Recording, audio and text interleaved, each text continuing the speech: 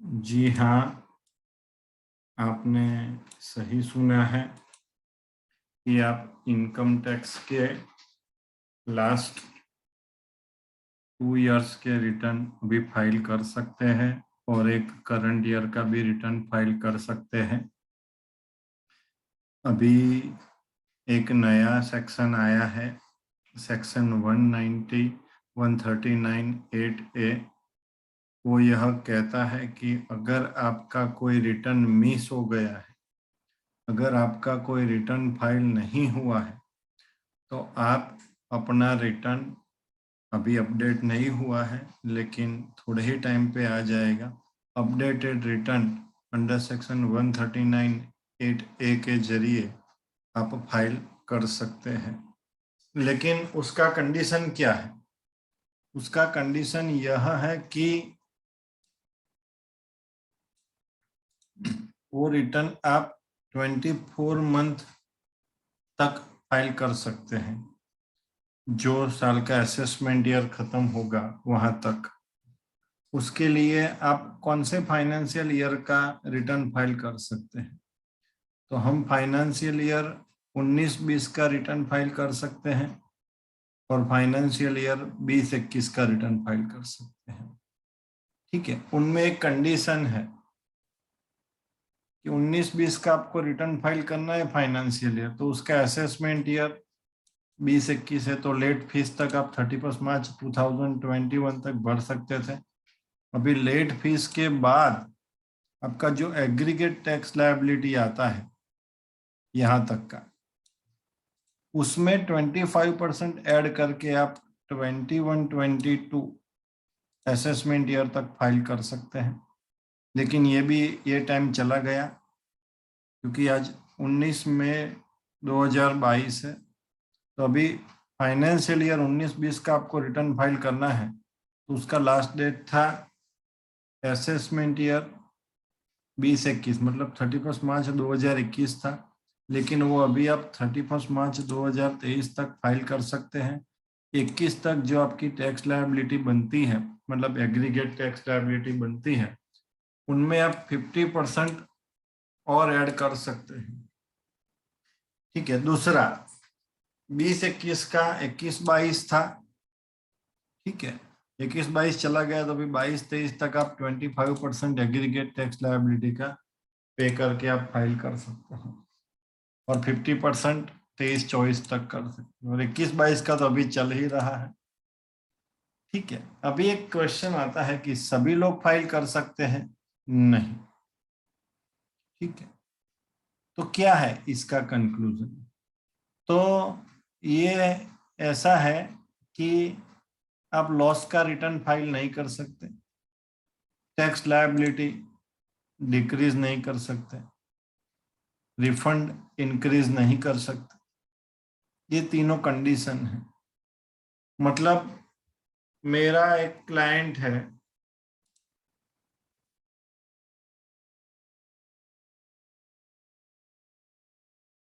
who missed the return financial year 19-20। Okay, तो he or she may file return. Assessment year क्या होता है? 20-21।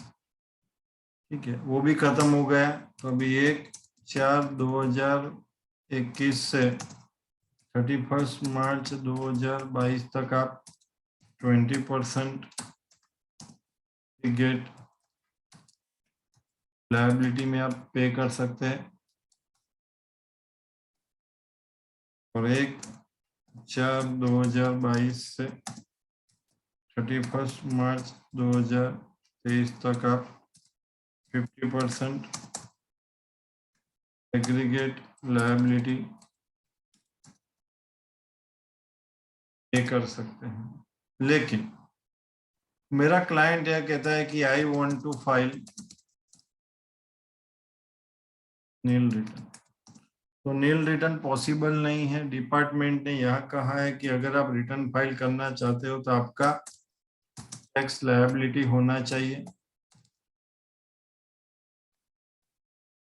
Tax liability कब बनती है? जब आप अपना इनकम 5 लाख से ज्यादा दिखाते हैं, तब आपका टैक्स लायबिलिटी बनता है। वैसे 2.5 लाख से ऊपर बनता है, लेकिन रिबेट रिलीफ के कारण आपका टैक्स लायबिलिटी नहीं है। तो 5 लाख से ऊपर जब आप रिटर्न शो करो तब ये हो सकता है। तो नील रिटर्न आप फाइल नहीं कर सकते, ठीक है। और दूसरा,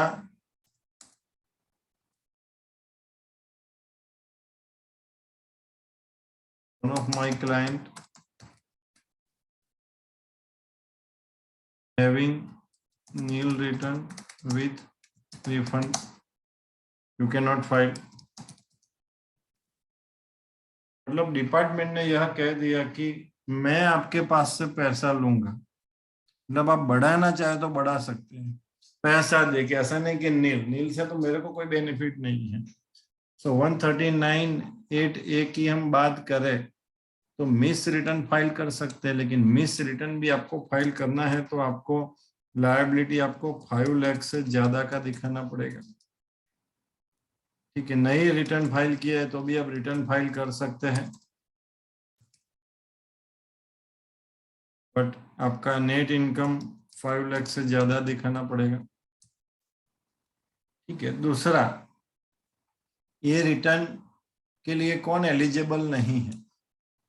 तो जिसके ऊपर सर्च हो रहा है सेक्शन 132 के तहत, सर्वे हो रहा है, नोटिस इश्यू हुआ है और सीजर हुआ है, वो उसके ऊपर ये अपडेटेड रिटर्न एप्लीकेबल नहीं है।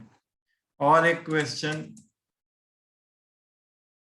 Person file updated return with in 24 months by paying 25% or 50% of aggregate tax liability।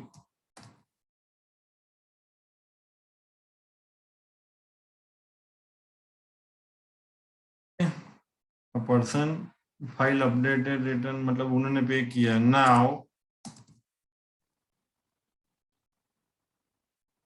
a person may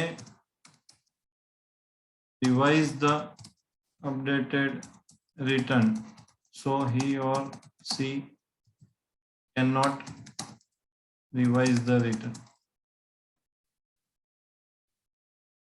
तो अभी हम कंक्लूजन बता देते हैं।